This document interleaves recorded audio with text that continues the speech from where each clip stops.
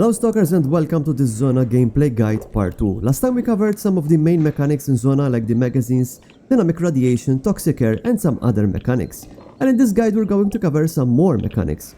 We're mostly going to cover stuff that is related to weapons. So one thing you want to change right away when you start playing Zona is the Hud Fov. The Hud Fov allows you to adjust the camera closer or further to your weapons. By default, Anomaly will set your weapon to be 0.4, which is really close to your face. I recommend you to set the option to 0.65 to 0.75, depending on how far you want the weapon close to your screen. You can find this option in Options, Visual and Basic. Next we are going to look at a new mechanic that has been recently added to Zona. It's called Arm Fatigue. Arm Fatigue is an additional difficulty mechanic that makes your arms fatigue if you aim your gun for too long. It was intended to be a penalty for players who use big guns like the Lynx, M82 and the AK-50. Depending on the weight that you are carrying and your current fatigue and the weight of the gun that you are holding, you will experience arm fatigue, which will over time make your aim shake and even disable you from aiming at something. To counter this, you can drink energy drinks. You can also balance your inventory. Basically, you can be a pack mule while you are sniping with one of these big guns. This also forces you to carry around some other weapon, for example a light SMG or a light AR like this Badger. Arm fatigue can be configured and even disabled from the add-ons menu.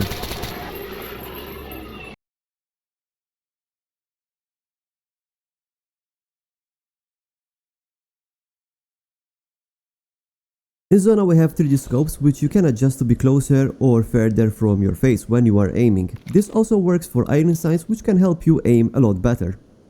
To do this you need to set two keys in the add-ons Adjust Scope HUD, which has all the settings that you need. Another thing that I highly suggest you to adjust are the 3D scope shaders, which are located in add-ons 3D scopes. I tend to turn off rendering parallax shadow because it can obscure your scope and it makes a huge difference when you aim.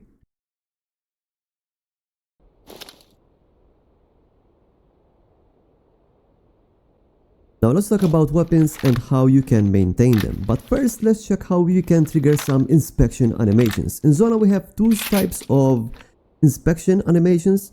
We have an inspection animation, then we also have the mock checking animation.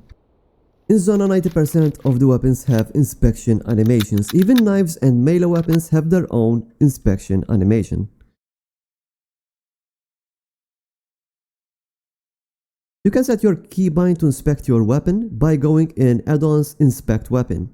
I like to use the left Alt key to trigger this inspect animations, and unlike other mod packs you can spam this key and it won't trigger a busy hand bug. Then we also have the mock checking animations. To trigger a mock checking animation we need to use another keybind from another mod.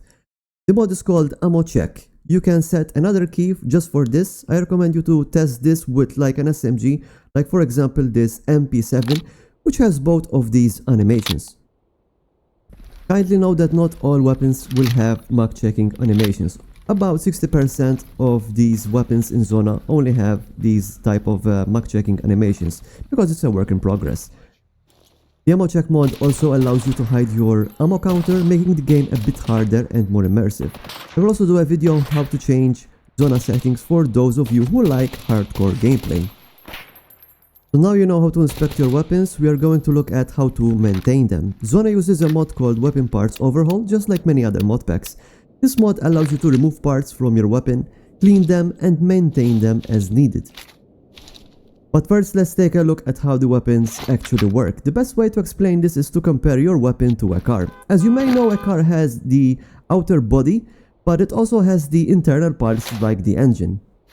Guns in Zona work the same way. The body of the gun are these, and these are the internal components. You can also see the health of the internal parts from these dots that are beside the icon of your weapon. In the future updates, you will be able to see the health and condition of the internal parts even when a gun is not in your hands. If any of these parts get damaged or dirty, you will start experiencing jamming, but we will talk about jamming later on. Let's take a look first on how to prevent this in the first place. You can change the internal parts easily by right-clicking on your weapon and then removing the parts, clean them or even swap them.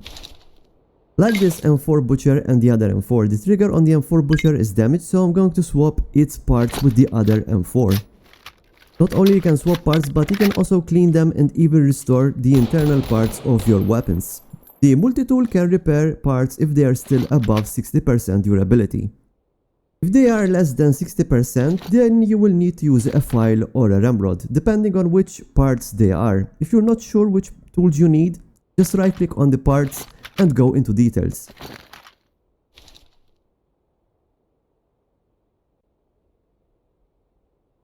The external part or the body of the gun can be cleaned with cleaning oils and other items. When you replace or refit the internal parts of the weapon back inside your gun, it can also make the gun dirty again, which is a stupid mechanic that I might change later on in the next updates. Now when it comes to the barrel itself, you need to use the tool cleaner specific for your gun, but only if your barrel is dirty and not damaged. Usually this happens when the barrel is above 70% durability. The only way to repair a damaged barrel is to replace it with another barrel.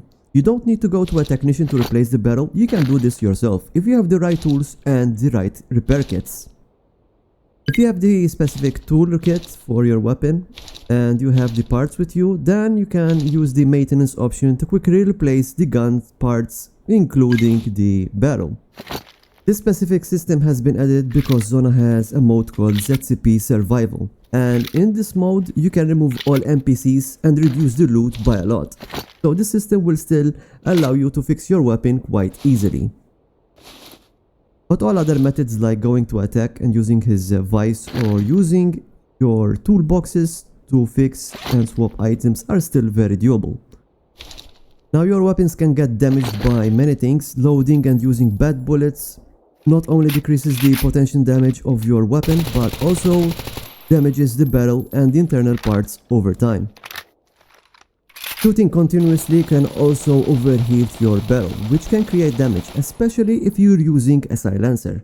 You will notice smoking even after you stop firing with your weapon, when it starts overheating. Some weapons overheat faster than others, so keep that in mind. Then there is also rain, which can make your weapon dirtier over time, so be careful. Now in Zona there are two types of gems that can happen. There is a light gem and then there's also a hard gem. Light gem can be easily cleared by pressing the ungem button, which can be set from the add-ons weapon parts overhaul keybind.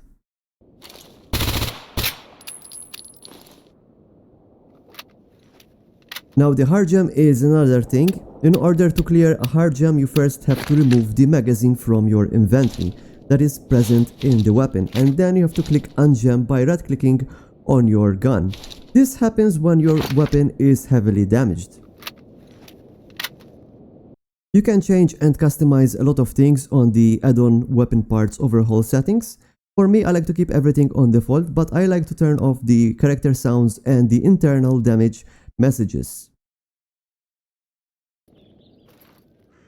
There are many more mechanics when it comes to weapons. One of them is the alternative aiming or canting. Weapons which have two scopes, one for long range and one for short range, have canting, which allow you to switch your aiming from short range to long range, which can be really useful in many situations.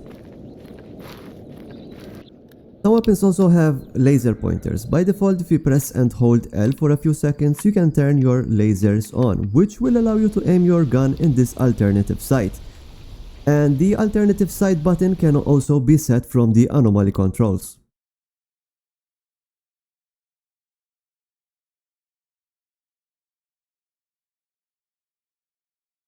Another thing you can do is switch the reticle picture by pressing the equals button. Depending on the sight that you're using, you can switch colors, and some Cobra sights also allow you to switch the red dot to a different one, which can be useful especially when you're using night vision, when you need a dimmer sight. There are also thermal and night vision scopes on certain high tier guns. They also use this feature to turn on or off their night vision. If you don't like the equals button, you can go in add-ons, search mark switch, and then set the button to whatever you want. A lot of you probably don't know, but Zona always had Warfare ALife and Nocturnal Mutants. Now I know that many of you probably had some problems using these two mods in some other mod packs, But this is Zona, and here you won't have any issues. In fact, I made Zona work with these kind of mods from the start. Okay, so let's take a look at the settings for Nocturnal Mutants first. You can find these settings in Settings, the Zone, General. Here you can find these two bars. One is the chance that something bad will spawn at night, like a bloodsucker, a lurker, and even a zombie. And the other bar is the target number, which is how many mutants will spawn over the course of the night.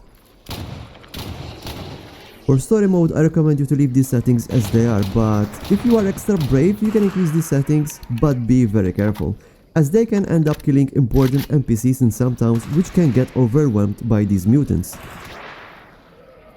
Also, the Nocturnal Mutants in Zona spawns rare mutants and also spawns female zombies. Also, Zona supports up to 250% more population than the base game, which can end up populating the zone with at least 3000 plus stalkers. Apart from Nocturnal Mutants, we also have Warfare ALife, which is one of my favorite mods in Stalker Anomaly. It's always been integrated in Zona, just like the Nocturnal Mutants mod, and you can enjoy some really good action in Warfare mode. If you want to learn more about Warfare ALife, I recommend you to watch one of my guides about Warfare ALife mod, which I will leave in the comment section below. Radioactive area detected. It has a lot of sound mods in its pack. Some of these sounds can be very annoying to some people, so we're going to check their options. First, sound mod is the Exosuit Servo sounds. If you find this mod to be too loud or annoying, make sure to go to Add-ons Servo Sounds and lower the sounds from there. Then there is a mod that creates random environmental sounds around you, and this is called Ambience EXE. This mod has a lot of sound effects and they play randomly depending on what's happening around you. For example, if it's raining, you will hear water dripping down a pipe, and if you are inside the building and there is wind, you will hear things rattling. These are just a few examples of what the mod can do. It is very immersive but can also be very annoying. You can lower the volume of each of these sounds, and you can also change the frequency of when these sounds are played. This was Guide 2 for Zona mechanics. Make sure to subscribe and like, and I will see you soon with Guide 3, which hopefully is the last guide for Zona gameplay mechanics. Bye, and thank you for watching.